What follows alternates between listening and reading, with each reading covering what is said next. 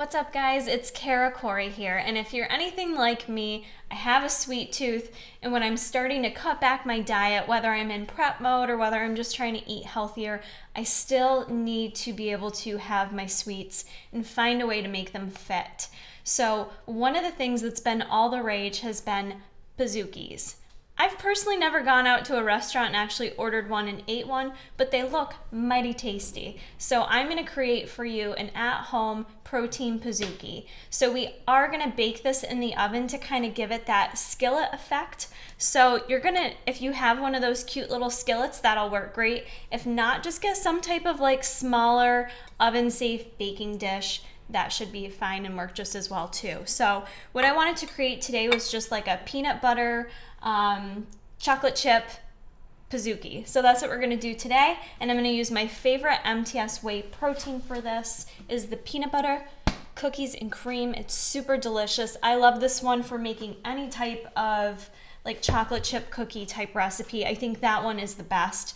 But again, if you have any other type of MTS whey, sub that in. And I do want to make a note that a lot of people that make my recipes, if you say it doesn't turn out exactly like I'm showing you here, then odds are you're not using MTS whey. So that is going to make a big difference in the quality of the products. You guys can get that at tigerfitness.com. Shipping is rather quick as well, you guys. So to get started, you're going to want to preheat your oven at 375 degrees, and we're going to go ahead and take our bowl and start adding in our dry ingredients. So for this, I am going to make an individual serving size. So this is really nice for you guys because the macros are for eating the whole thing. You don't have to split it with anyone.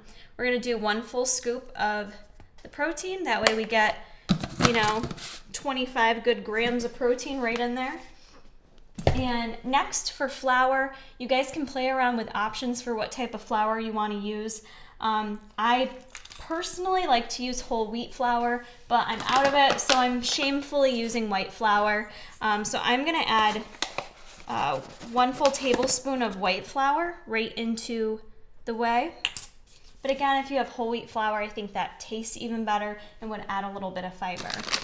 Your other option is to use oats. You can grind them up into an oat flour, but I'm gonna kind of like give it an oaty-ness to it. So I'm just gonna add 1 full tablespoon of oats as well.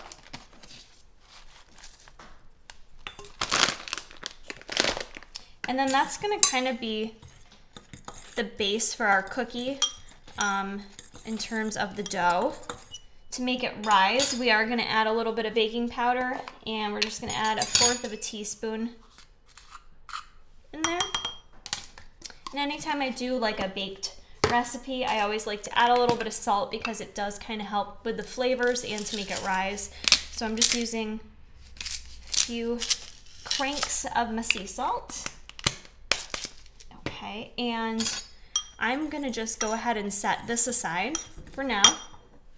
The other thing that I'm going to use for adding a little bit of fat to this is 5 grams of coconut oil. You can play around with how much of the coconut oil you add to this. You could sub in margarine or butter if you want, applesauce if you want. There's some other things you can sub there, but I like the coconut oil and the flavor that it adds to it. So I already have in here, not that you guys can see, 5 grams of coconut oil already melted for like 40 seconds in the microwave. So what I'm gonna do is go ahead and we're gonna add 1 whole egg to the coconut oil. So that egg yolk is gonna add a little bit more fat to this recipe, but it's definitely a myth that egg yolks are bad for you. Egg yolks have a lot of good nutrition in them, a lot of B vitamins, and the white is just a complete source of protein. So like 5 grams of fat. It's nothing crucial. Yeah, there's some cholesterol in it. You do need cholesterol in your diet. You just don't want to exceed that cholesterol. So I'm just going ahead and whipping that up. And then in my egg coconut oil combo, I'm going to add 1 tablespoon of Splenda. Optional, but I want to make it a little bit sweeter because this is going to be a dessert. We're going to go ahead and just mix that around together. I do a double check, make sure I didn't forget any ingredients because I have done that before. So once you've got that all whisked together, we're going to go ahead and dump this. We're going to go ahead and dump this into our dry mix.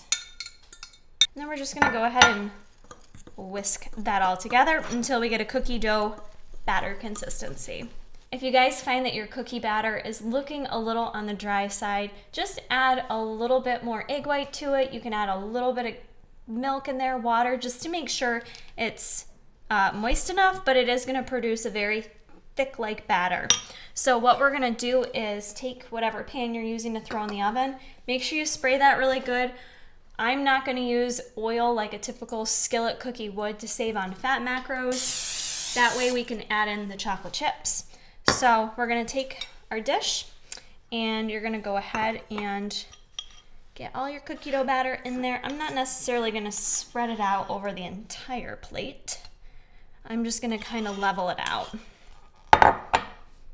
Once you've got that spread in your pan, I have measured out, although I just threw them on my countertop, a half a serving, which is a half a tablespoon of Toll House milk chocolate chips. Half a tablespoon is not that bad. It's up to you depending on macros if you want to add more or less.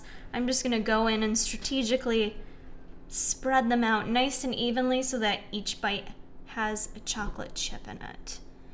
And once we do that, we're going to go ahead and throw this in the oven, as I mentioned, 375 degrees. And we're going to let that bake for 10 minutes. All right, guys, 10 minutes has passed and my house smells like a chocolate chip cookie. I baked this for the full 10 minutes and it did come out a nice cookie consistency. If you want it to be a little more ooey gooey in the middle, then maybe just cook it for 6 to 8 minutes, but this came out perfect. Now, depending on how you're using this, if you're subbing it in for like a healthier dessert and have the macros, what I'm gonna do is just add a little bit of slow churned Edie's ice cream to it because it's pretty low in fat, and a true Pizookie, if you order it at a restaurant, is gonna have ice cream on it. So I'm just gonna I'm gonna make this super chocolatey by adding on just like a little scooper of chocolate ice cream. We're just gonna plump that right on there so that it can get nice and melty. And then if you're feeling up to it, I love whipped cream, so we're gonna add a little bit of that on there as well. And there we go. It's that easy. That is going to be my peanut butter cookies and cream protein Pizookie. It's delicious. This is single serve. The macros listed below are not going to include the ice cream or the whipped cream, but you guys should be able to fit this into a healthy diet and enjoy it and not feel deprived. So I hope you guys give this recipe a try. If you do, hit that like button and keep checking back for more.